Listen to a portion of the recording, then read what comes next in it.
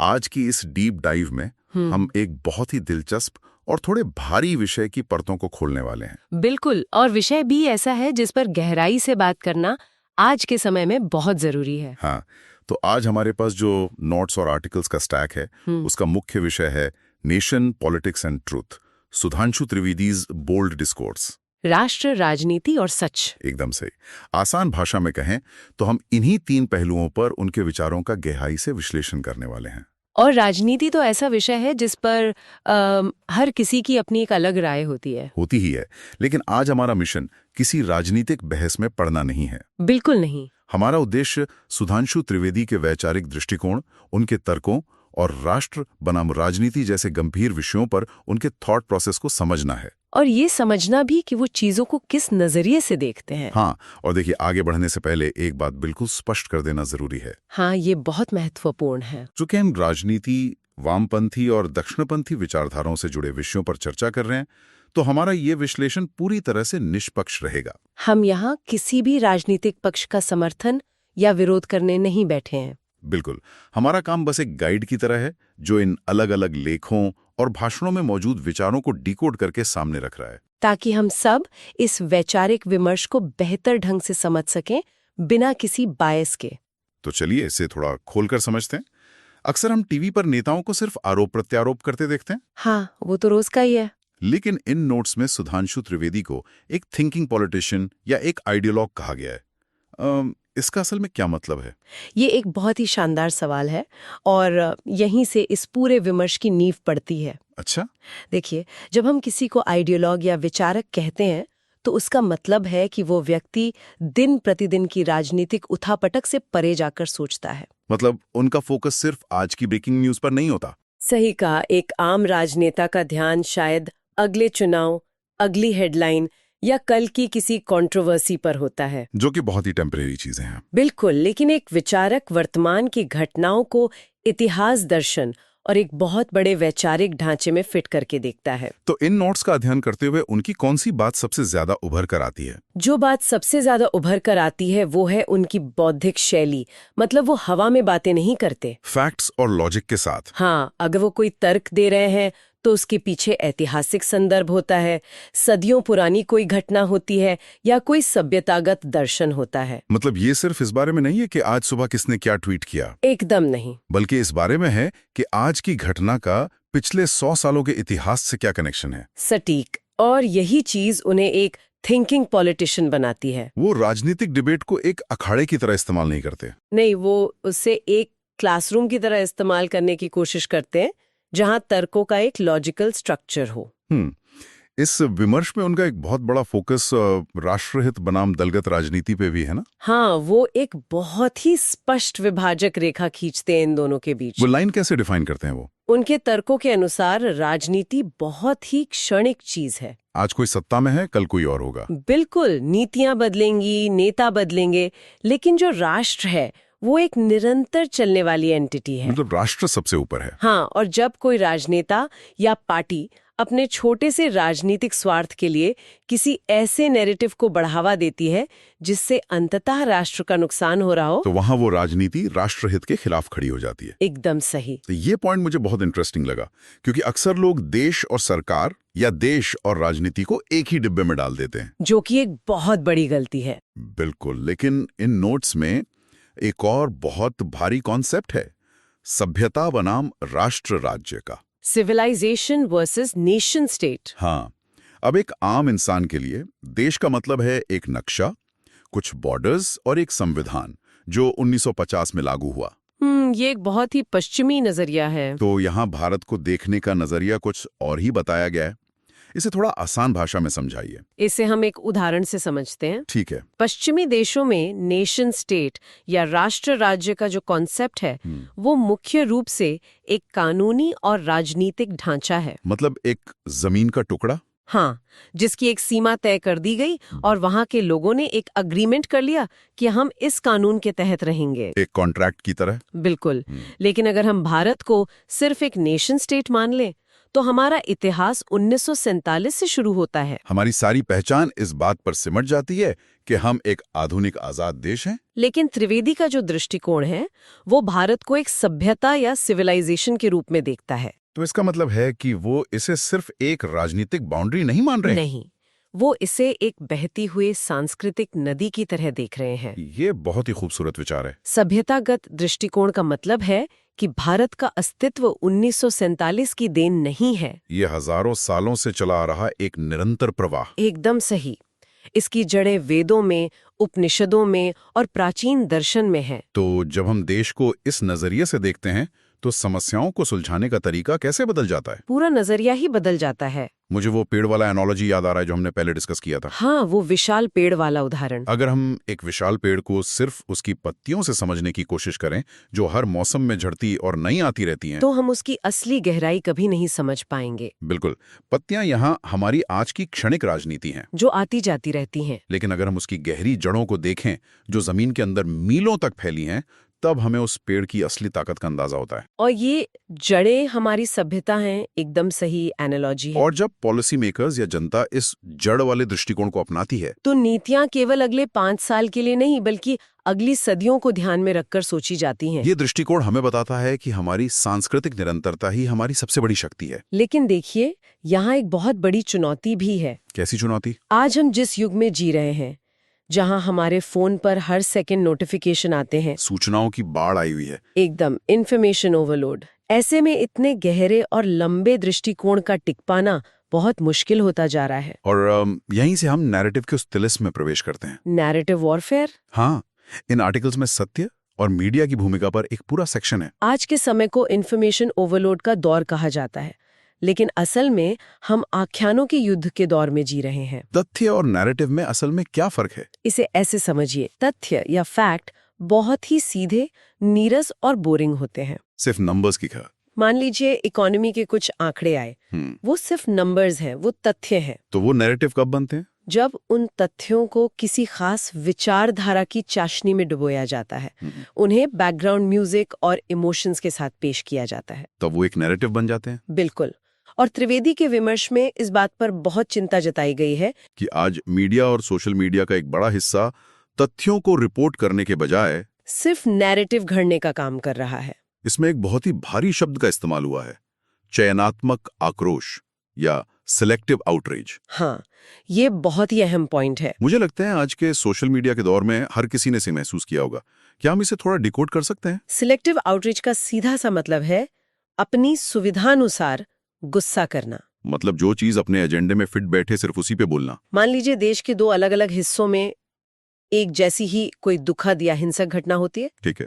अगर मीडिया और बुद्धिजीवी वर्ग एक घटना पर तो आसमान सर पर उठा ले, प्राइम टाइम पर डिबेट्स हों, कैंडल मार्च निकले, लेकिन वैसी ही दूसरी घटना पर सिर्फ इसलिए पूरी तरह चुप्पी साध ली जाए क्योंकि वो उनके राजनीतिक नैरेटिव या उनके एजेंडे में फिट नहीं बैठती, तो इसे सिलेक्टिव आउटरीच कहते हैं। ये तो आज के सूचना युद्ध का सबसे बड़ा और खतरनाक हथियार है। बिल्कुल है। इसका मतलब तो ये हुआ कि मीडिया की जो मूल भूमिका थी वो पूरी तरह से पलट गई है। एकदम पलट गई है। मतलब हमें स्कूलों में पढ़ाया जाता था कि मीडिया लोकतंत्र का वॉचडॉग है, एक निगहबान। हाँ, जो सत्ता से सवाल पूछता है और जनता को सच बताता है।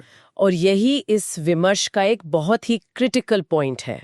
मीडिया अब वॉचडॉग से बदलकर एजेंडा सेटर बन गया है। एजेंडा सेटर मतलब वो सिर्फ ये नहीं बताता कि क्या हुआ है, बल्कि वो डिबेट्स, हैशटैग्स और मीडिया ट्रायल्स के जरिए ये तय करने की कोशिश करता है कि आपको क्या सोचना चाहिए। ये बहुत डरावना है। टीआरपी के लिए जो प्राइम टाइम पर शोर शराबा होता है, उसमें आधा सच और संदर्भ से कटे हुए बयान इतने होते हैं कि जो शांत, तार्किक और असली सच होता है वो कहीं दब कर रह जाता है। ये तो बहुत ही निराशाजनक स्थिति है तो सही। अगर मीडिया एजेंडा सेटर बन गया है और सच किसी शोर में खो गया है, तो फिर लोकतंत्र में विपक्ष की क्या भूमिका रह जाती है? ये एक बहुत ही वैलिड सवाल है। क्योंकि अगर नैरेटिव्स ही सब कुछ तय कर रहे हैं, तो एक स्वस्थ विपक्ष कैसे काम करेगा? देखिए, लोकतंत्र में विपक्ष का होना प्राणवायु यानी ऑक्सीजन की तरह है। बिना मजबूत विपक्ष के कोई भी लोकतंत्र स्वस्थ नहीं रह सकता। त्रिवेदी का जो आर्ग्यूमेंट है वो विपक्ष के अस्तित्व के खिलाफ बिल्कुल नहीं है। तो फिर वो किस बात पर सवाल उठाते हैं? वो विपक्ष के काम करने के तरीके पर बात करते हैं। इन नोट्स में रचनात्मक आलोचना और विरोध के लिए विरोध के बीच एक बारीक लाइन खींची गई है। हाँ, कंस्ट्रक्टिव क्रिटिसिज्म और डिसरप्शन के बीच का फर्क। वो कैसे? सरकार कोई नीति लाती है, आप उस नीति में कमियां निकालिए, डेटा के साथ डिबेट कीजिए, उसे बेहतर बनाने का दबाव डालिए। ये रचनात्मक आलोचना है और ये देश के लिए अच्छी है। लेकिन जब वो आलोचना नीति से हटकर सिर्फ व्यवस्था को पंगु बनाने के लिए होने लगे तो वो व्यवधान बन जाती है। मुझे यहाँ एक रोजमर्रा का उदाहरण याद आ रहा है। बताइए। मान लीजिए हम एक घर में रहते हैं। हाँ। अगर घर की छत टपक रही है या रंग खराब हो गया है तो घर के सदस्यों का इस पर बहस करना बिल्कुल जायज है। हाँ, सवाल उठाना जायज है। जायज है। इससे घर बेहतर होगा। बिल्कुल। लेकिन अगर कोई घर की नींव पर ही हथौड़ा चलाने लगे इस नाम पर कि मुझे घर का नक्शा ही पसंद नहीं है, तो वो आलोचना नहीं है, वो घर को तोड़ना है। बहुत ही सटीक। और आज की राजनीति में यही हो रहा है। जब आलोचना का उद्देश्य सिर्फ व्यवस्था को ठप करना हो, संस्थानों से जनता का विश्वास उठाना हो और देश की साख को गिराना हो, तो वो विरोध के लिए विरोध बन जाता है। त्रिवेदी इसी पॉइंट पर जोर देते हैं कि राजनीतिक लड़ाई को राष्ट्र की जड़ों पर प्रहार करने का साधन नहीं बनने देना चाहिए। एकदम सही। इसी से जुड़ा एक और बहुत ही सेंसिटिव टॉपिक इन आर्टिकल्स में है, अभिव्यक्ति की स्वतंत्रता और असहमति, डिसेंट, जो कि लोकतंत्र का एक बड़ा हिस्सा है। हम सब मानते हैं कि असहमति का अधिकार बहुत जरूरी है। बिल्कुल जरूरी है। लेकिन वो कौन सा पॉइंट है जहां असहमति गलत सोचना या राज्य विरोधी नैरेटिव में बदल जाती है? लाइन कहां ड्रॉ होती है? ये आज के समय का सबसे जटिल सवाल है। असहमति का मतलब है कि आप सरकार के फैसले से सहमत नहीं हैं। हाँ, आप प्रदर्शन कर सकते हैं, लिख सकते हैं, बोल सकते हैं, लेकिन अभिव्यक्ति की आजादी का कार्ड खेलकर अगर कोई जानबूझकर ऐसे फेक न्यूज फैलाए जिससे दंगे भड़क जाएं, या अंतर्राष्ट्रीय स्तर पर देश के खिलाफ लॉबिंग करे, या देश की संप्रभुता को ही चुनौती देने लगे, तो वो असहमति नहीं रह जाती, वो देश विरोधी नैरेटिव बन जाता है। तो त्रिवेदी का तर्क ये है कि असहमति का अधिकार हमें संविधान से मिला है, इसलिए उस अधिकार का इस्तेमाल संविधान और राष्ट्र को कमजोर करने के लिए नहीं किया जा सकता। चलिए यहाँ से एक और भारी भरकम शब्द उठाते हैं जो आजकल हर डिबेट का हिस्सा है। कौन सा?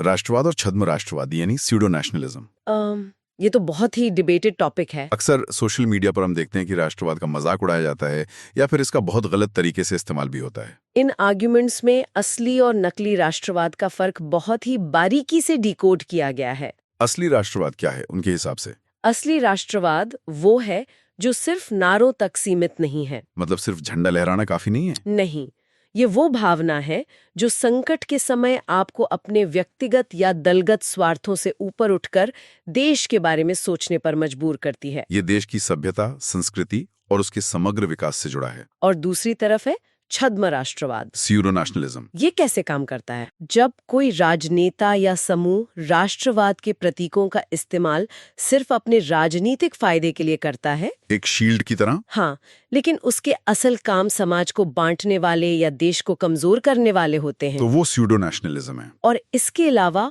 वो वर्ग भी छद्म राष्ट्रवाद के दायरे में आता है। कौन सा वर्ग? जो अपनी इलीट मानसिकता के चलते अपनी ही संस्कृति और राष्ट्र प्रेम को पिछड़ापन मानकर उसका मजाक उड़ाता है। ये बहुत ही गहरी बात है। बिल्कुल। और जब हम इस पूरे विमर्श को सिर्फ भारत की सीमाओं से बाहर निकालकर विश्व मंच पर रखते हैं, हाँ, तो तस्वीर और भी बड़ी हो जाती है। ग्लोबल पॉलिटिक्स का एंगल। हाँ, ग्लोबल पॉलिटिक्स और रणनीतिक स्वायत्ता यानी स्ट्रेटेजिक ऑटोनॉमी का जो जिक्र है उसने मेरा बहुत ध्यान खींचा। ये आज की विदेश नीति का कोड है। एक आम इंसान के लिए स्ट्रेटेजिक ऑटोनॉमी का क्या मतलब है और ये पश्चिमी देशों की राजनीति से कैसे टकराती है? आसान भाषा में कहें तो स्ट्रेटेजिक ऑटोनॉमी का मतलब है हम अपने फैसले खुद लेंगे, बिना किसी दबाव के। हाँ, पिछले कई दशकों से दुनिया का जो सिस्टम है वो पश्चिमी देशों ने सेट किया है। मानवाधिकार क्या है, लोकतंत्र का पैमाना क्या है, इकोनॉमी कैसे चलेगी, ये सब वेस्ट ने तय किया और बाकी दुनिया से उम्मीद की गई कि वो इसे फॉलो करें। मतलब उन्होंने नियम बनाया और हम सिर्फ उस पे खेलने वाले खिलाड़ी थे। बिल्कुल।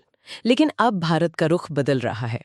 त्रिवेदी जिन तर्कों को सामने रखते हैं वो ये है कि भारत अब ग्लोबल साउथ की एक बहुत मजबूत आवाज बन गया है, विकासशील देशों की आवाज, और अब भारत पश्चिमी पैमानों पर खुद को तौलने से इनकार कर रहा है। उदाहरण के लिए, अगर दुनिया में कहीं युद्ध चल रहा है और पश्चिमी देश दबाव डालते हैं कि भारत किसी एक पक्ष को चुने, तो भारत अपनी स्ट्रेटेजिक ऑटोनॉमी का इस्तेमाल करता है। भारत तय करता है कि उसके अपने राष्ट्रीय हित क्या हैं। अगर हमें अपने नागरिकों के लिए सस्ता तेल चाहिए तो हम वहां से खरीदेंगे जहां से हमें सही लगेगा। हम किसी महाशक्ति के दबाव में आकर अपनी विदेश नीति तय नहीं करेंगे। और जाहिर है, जब कोई देश इतना कड़ा और आजाद रुख अपनाता है तो जो पुरानी ताकतें हैं उन्हें ये पसंद नहीं आता होगा। बिल्कुल नहीं। इसीलिए दुनिया भर में एक नैरेटिव वॉरफेयर भी चल रहा है। आज के समय में देश सिर्फ मिसाइलों से नहीं लड़ रहे हैं, वो कीबोर्ड और मीडिया हाउस के जरिए लड़ रहे हैं। पश्चिमी मीडिया कई बार भारत की छवि को एक खास तरीके से पेंट करने की कोशिश करता है, कभी लोकतंत्र के खतरे में होने का नैरेटिव तो कभी कुछ और। लेकिन भारत अब इस नैरेटिव वॉर में चुप नहीं बैठा है। वो आक्रामक तरीके से अपना पक्ष रख रहा है और दुनिया को बता रहा है कि हम एक हजारों साल पुरानी सभ्यता हैं। हमें लोकतंत्र का पाठ उन देशों से सीखने की जरूरत नहीं है जिनका अपना इतिहास कुछ 100 सालों का है। ये अपने आप में एक बहुत बड़ा शिफ्ट है। डिफेंसिव से ऑफेंसिव होना और अपनी कहानी खुद लिखना। एकदम सही। तो इन सारे नोट्स, इस पूरे वैचारिक विमर्श को अगर हम एक जगह समेटें तो आज के युवाओं के लिए इसमें क्या मैसेज है? हाँ, क्योंकि सोशल मीडिया पर तो राजनीति सिर्फ मीम्स और रील्स तक सिमट कर रह गई है। सबसे बड़ा और कड़ा संदेश यही है कि राजनीति को एक रियलिटी शो या इंफोटेनमेंट की तरह इस्तेमाल करना बंद करे। जब हम राजनीति को सिर्फ मनोरंजन की तरह देखते हैं कि आज संसद में किसने किसको क्या ताना मारा या टीवी पर कौन किस पर चिल्लाया, तो हम एक जागरूक नागरिक के तौर पर फेल हो रहे हैं। बिल्कुल, क्योंकि तब हम उन असल नीतियों और वैचारिक तर्कों तक पहुंच ही नहीं पाते जो अगले 50 सालों तक हमारे जीवन को प्रभावित करने वाले हैं। हम बस उस सतही ड्रामे में उलझ कर रह जाते हैं। और इसी से बचने का एकमात्र हथियार है क्रिटिकल थिंकिंग, आलोचनात्मक सोच। त्रिवेदी का पूरा विमर्श इसी बात पर जोर देता है कि अगर नैरेटिव्स के इस जाल से बचना है तो इतिहास पढ़ना होगा। जब तक चीजों को देखने का एक ऐतिहासिक संदर्भ नहीं होगा, कोई भी एजेंडा सेटर एक छोटा सा वीडियो क्लिप या आधा सच दिखाकर गुमराह कर देगा।